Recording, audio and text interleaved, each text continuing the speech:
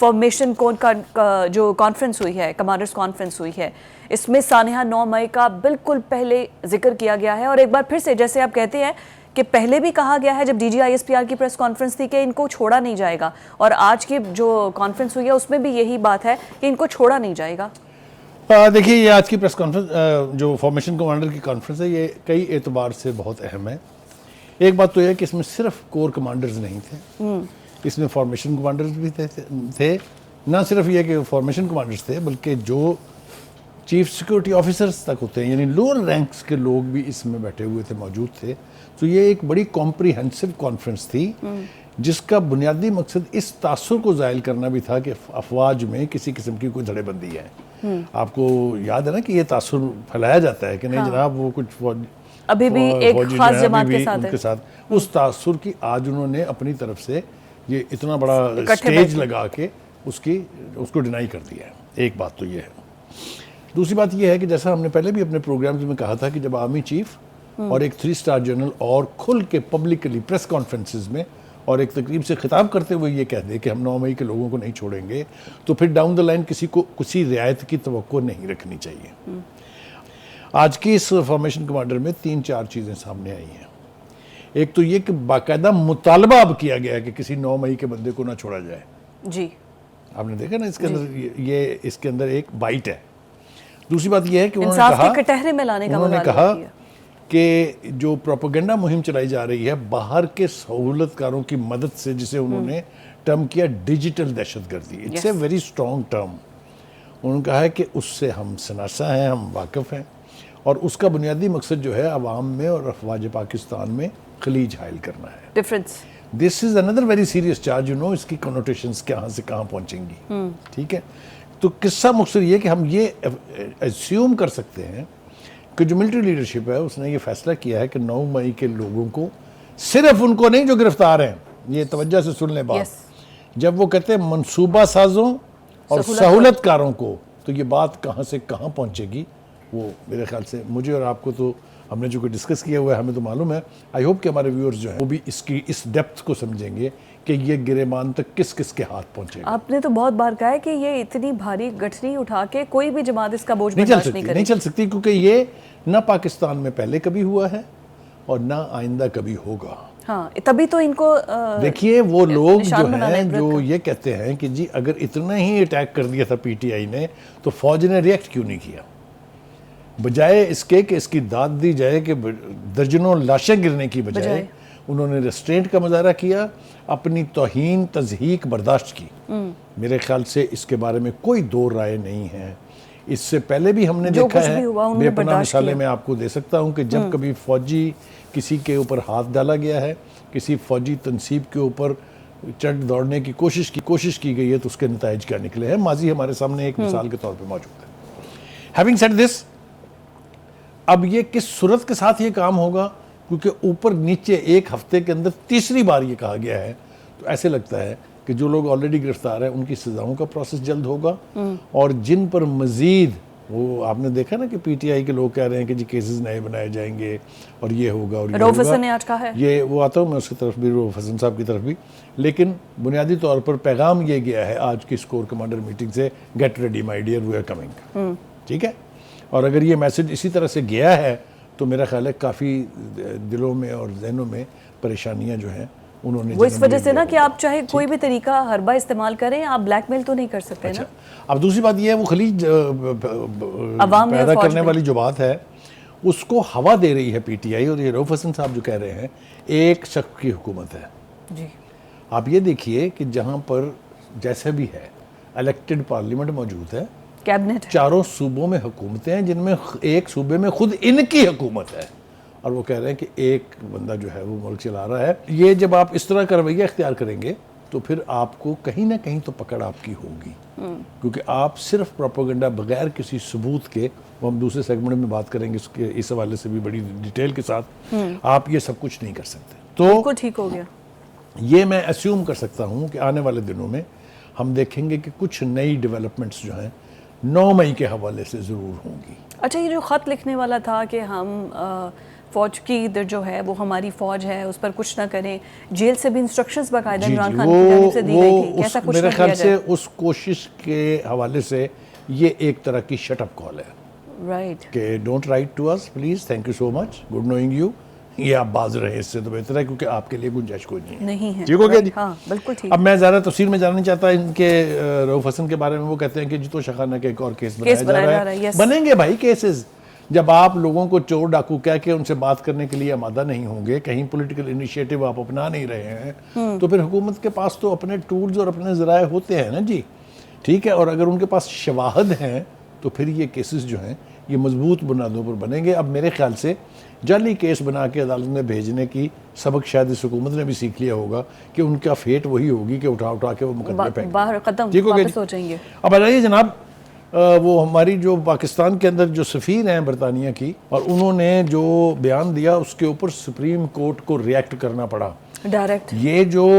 یہ جو P T I کے لوگ سمجھتے ہیں نا کہ جی ڈپلومیٹک سپورٹ ہمیں مل جائے گی تو بڑا فرق اس سے پڑے گا, یہ میں بتا دینا چاہتا ہوں کہ بلے کے حوالے سے اب نیچے کوئی کورٹ اور کوئی فیصلہ نہیں کر سکتی, اس لیے کہ سپریم کورٹ نے مہر لگا دی ہے کہ وہ ڈیسیژن بالکل ٹھیک تھا. یہ رجسٹرار نے جو خط لکھا ہے نا, یس, وہ سپریم کورٹ کے بہاف پہ لکھا ہے, چیف جسٹس کے بہاف کہنے پہ لکھا ہے. یس, تو ایک تو یہ قصیہ بھی پاک ہو گیا.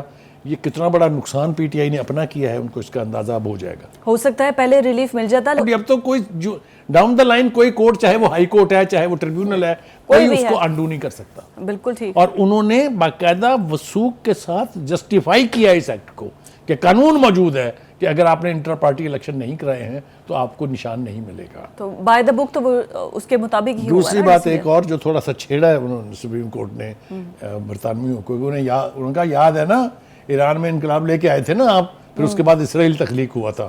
آپ اپنی حرکتوں پر تو غور کر لیں, انہوں نے کہا ہے اپنی تاریخ ٹھیک کر لیں. یس, ابھی اپنی جب غلطیوں کا آپ ازالہ بلا وجہ سپریم کورٹ کے لیول پر پنگا کریں گے تو پھر آپ کو اس کے نتائج بھگتنے پڑیں گے. تو میرے خیال سے انہوں نے کافی آئینہ دکھا دیا ہے ان کو.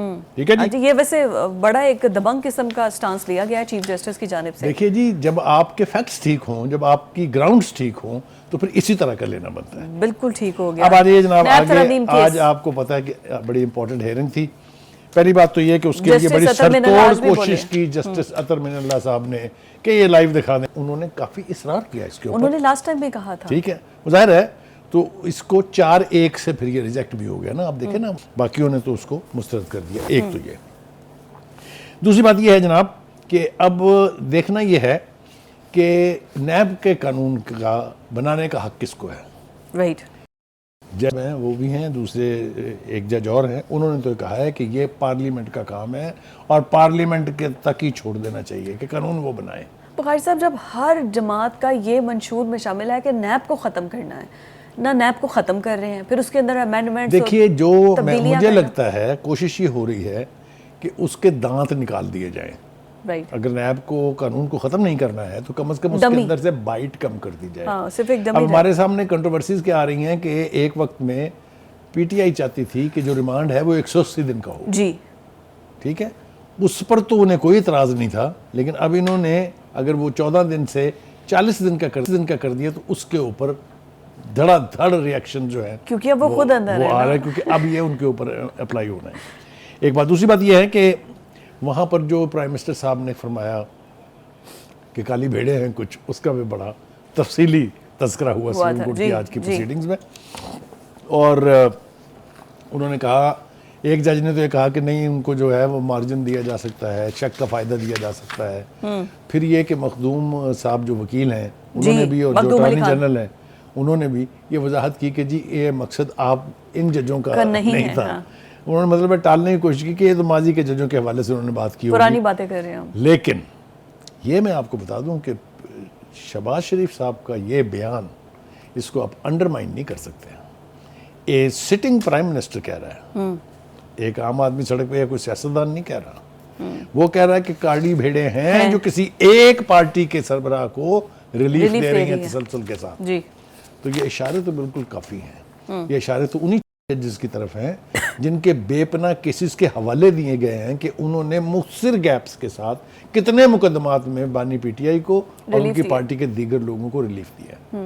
لیکن بخاری صاحب اگر حکومت نے بھی اگر کمزور کیسز بنائے ہوں گے تو پھر تو ججز کے پاس یہ ہوگا نا, آپ جب آپ کی اپنی گراؤنڈ کمزور ہے. یہ پروائزو تو بالکل ٹھیک ہے کہ اگر کیس ویک ہے تو آپ چھوڑ دیں, لیکن کیس جن کا حوالہ دیا جا رہا ہے وہ معمولی کیس نہیں ہے. معمولی کیسز نہیں, یس ہاں, توشہ خانہ معمولی is not a نوعیت کے معمولی نہیں ہے. case, Cypher is not a معمولی case, Iddat is not a معمولی case, there are serious cases. So مطلب کہنے کا یہ ہے کہ یہ نہیں ہونا چاہیے کہ یہ تاثر قائم ہو کہ ایک خاص عدالت یا ایک عدالت کے چند مخصوص ججز کسی ایک پارٹی کو ریلیف دیے جا رہے ہیں. ججز کے فیصلے بولنے چاہیے. انہوں نے جس طرح کی تحریک کی ہے, خط لکھ کے, آپ کو پتہ ہے نا خط لکھا گیا ہے, تو میں بے پناہ دفعہ ہم اس کا ذکر بھی کر چکے ہیں. تو اس کے لیے میرے خیال سے جو پرائم منسٹر کا سٹیٹمنٹ ہے اس نے اپنا کام کر دیا ہے, وہ متعلقہ لوگوں تک بات پہنچ گئی ہے جو وہ کہنا چاہ رہے تھے. تو وہ کبھی تو بتا رہے ہیں کہ میں سوشل میڈیا بھی دیکھتا ہوں, میں ٹی وی بھی دیکھتا ہوں, میں نیوز پیپر بھی پڑھتا ہوں, تو مجھے سب پتا ہے کہ کس کے کیا بیانات آ رہے ہیں اور کس کا ذکر کس طریقے سے ہو رہا ہے. دوسری بات یہ ہے کہ جی ایک اور بات جو ہم نے کئی دفعہ اپنے پروگرام میں پہلے بھی کی ہے, وہ یہ ہے کہ وہ برات کی صورت میں جو وکلاء ملنے جاتے تھے وہ بھی آج قضیہ جو ہے وہ طے ہو گیا ہے.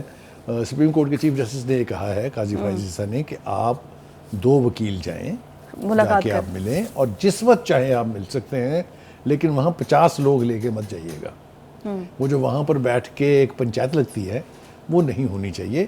یہ ایکسیس صرف اس لیے دی جا رہی ہے کہ وہ اپنے مقدمے کے حوالے سے کنسلٹیشن کر سکیں, ہم سے ڈسکشن ہو سکے. یہ وہاں پر بیٹھ کے انٹرویو دینے, جرنلسٹوں کے ساتھ خطاب کرنے کے لیے نہیں ہوتی ہے. تو امید کرتے ہیں ہم, چونکہ اب سپریم کورٹ نے یہ انسٹرکشن جاری کی ہیں, ہدایت جاری کی ہیں, تو اس کے اوپر کس حد تک عمل ہوتا ہے. بالکل ٹھیک ہو گیا. لیکن بخاری صاحب وکلا تو جا کے ان سے مل سکتے ہیں نا, کسی بھی ٹائم مل سکتے ہیں. جج صاحب نے کہا نا کہ آپ 2 وکلا جا سکتے ہیں. بالکل ٹھیک ہے. تو فیملی ممبرز بھی ان کو جا کے کسی بھی دیکھیے وہ ایک جیل مینول کے تحت, جیل مینول کے تحت وہ طے شدہ ہے کہ گھر کے لوگ کتنی بار مل سکتے ہیں. بالکل ٹھیک ہو گیا.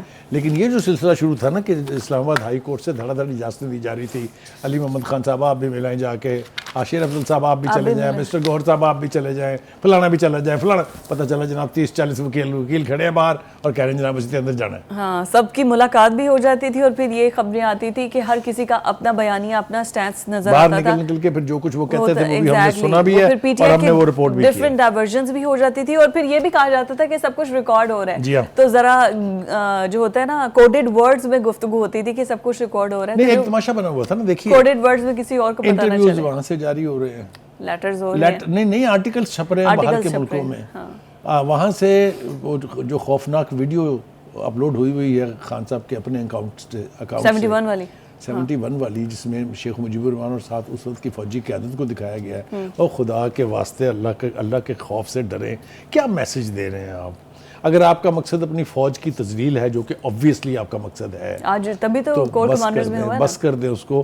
ضرور ڈنڈا کھا کے بات سمجھنی ہے, کوئی اشاروں کو نام, دیکھیں لیڈرشپ تو وہ ہوتی ہے جو اشاروں کو نام میں پیغام سمجھے, سمجھ آ بھی جائے نا. اگر وہ ڈنڈا کھایا ہے نا, ان کے اپنے ورکرز نے ڈنڈے کھائے ہیں اور اب اندر جیل میں موجود ہیں, اپنے اپنے کیسز بھگت رہے ہیں. اور 9 مئی والوں کو آج بھی جب فارمیشن کانفرنس ہوئی ہے تو یہ کہا گیا انہیں چھوڑا نہیں جائے گا.